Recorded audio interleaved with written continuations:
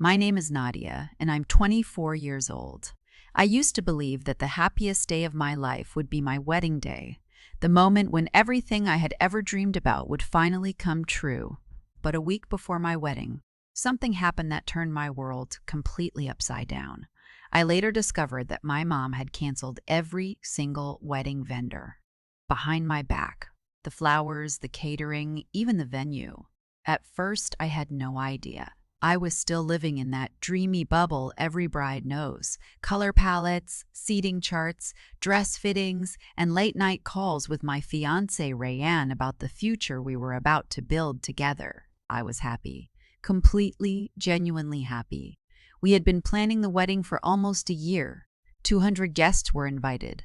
The venue was a stunning garden lot outside the city with tall white arches and rows of cherry blossom trees that would be in full bloom the exact week of our ceremony. The florist had promised soft pink arrangements everywhere. The caterer had designed a menu inspired by dishes my dad loved before he passed away.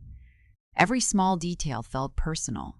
My mom had been involved from the very beginning. She insisted on helping with phone calls, appointments, and payments, saying she wanted her only daughter to have a perfect wedding. Looking back, that's exactly how she gained control over everything.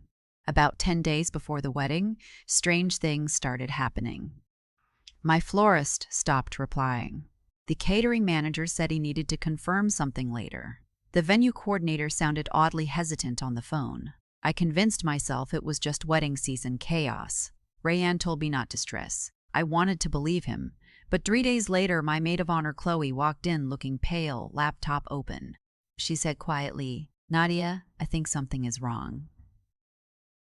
My stomach dropped before she finished her sentence. She turned the screen toward me, an email chain between the venue coordinator and my mother. The message said the wedding had been canceled by the bride's family. I laughed at first. My mom wouldn't do that. She had been the one pushing me to make it bigger, inviting distant relatives, telling everyone how proud she was. But Chloe kept scrolling. The florist, the caterer. Every cancellation confirmed, each email ending with the same line as requested by the bride's mother. I grabbed my phone and called her immediately. She answered sounding calm, almost cheerful. When I asked directly if she had canceled my wedding, there was a long pause on the line. The kind that feels louder than any words. Then she sighed and said something I will never forget for the rest of my life. She told me she had done it because she was saving me from ruining my future. Confused and completely hurt, I demanded she explain. That's when she admitted something even worse. She said she had spoken privately to Rayan a few days earlier and told him, "My daughter is damaged goods, and you're making the biggest mistake of your life." Those words felt like someone had punched every last bit of air from my lungs. My own mother had said that about me, to the man I loved. She wouldn't explain further, only repeating she was trying to stop the marriage before it was too late. I hung up feeling completely numb, like my brain couldn't process what had just happened.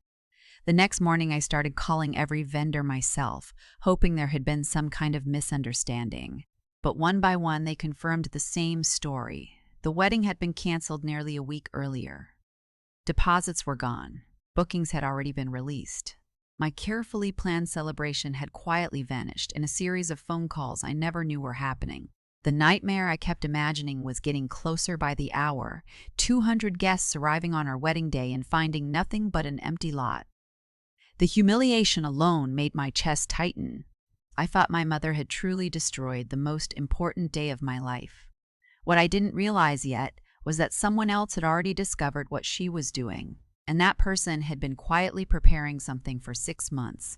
For the rest of that night, I sat on the floor of my apartment surrounded by wedding binders, printed contracts, and decorations that suddenly felt meaningless. I kept replaying those words in my head.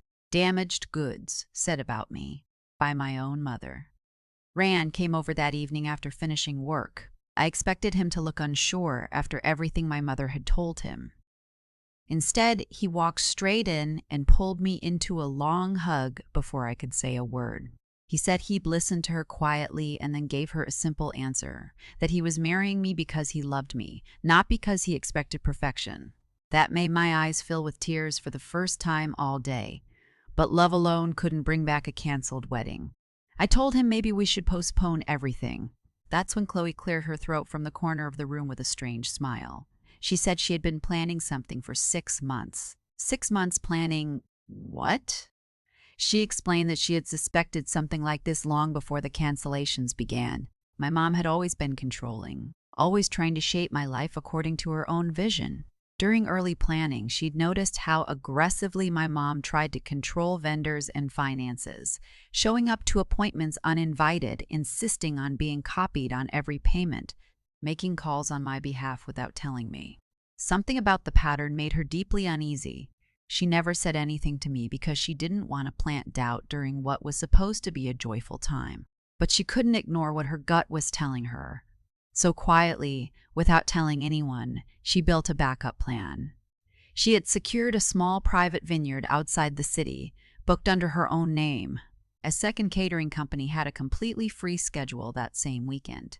A photographer friend owed her a favor. Decorations could be replaced with string lights and fresh flowers from a local supplier. I asked why she'd done all of that without telling me. She shrugged and said simply that she didn't want to worry me unless the worst actually happened. And now it had. For the next 2 days, we moved like a team on a secret mission. Calls were made before sunrise. Deliveries were arranged across multiple locations. Rian's family stepped in without hesitation. His mother personally called relatives who weren't on messaging apps. My cousins spent an entire afternoon at the vineyard stringing lights and hauling tables. The guest list was quietly redirected with new location details, worded so nothing felt alarming. Just a small update, a change of venue, nothing to worry about. The more we worked together, the more despair was replaced by something unexpected. Hope.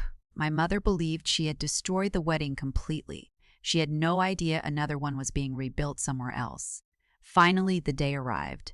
The original venue sat silent and empty, exactly as she had planned.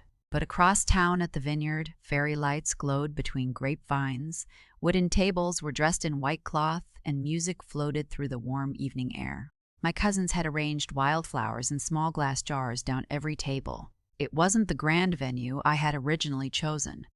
But standing there, I thought it was the most beautiful thing I had ever seen. One by one, all 200 guests arrived, not to an empty disaster, to something that felt more magical than anything we had originally planned. And then my mom showed up. She had heard through a relative that the wedding was still happening somewhere. She walked into the vineyard looking confident at first, probably expecting to find confusion or embarrassment. Instead, she stepped into a glowing, full celebration. Lights, laughter, music, and 200 people cheering as Rayan and I stood together beneath a simple wooden arch. I will never forget the expression on her face. Shock, confusion, silence. She had spent an entire week carefully dismantling everything behind my back, convinced she had stopped the wedding completely. But instead, she walked straight into a celebration she hadn't controlled and couldn't stop. She never anticipated what she walked into. The ceremony continued. Vows were spoken. When the crowd erupted into applause, my mother stood perfectly still among them, surrounded by living proof that everything she had done had failed. That night, as Rayan and I shared our first dance under the vineyard lights, I understood something clearly for the first time. The people who truly loved me had built something far stronger than her sabotage.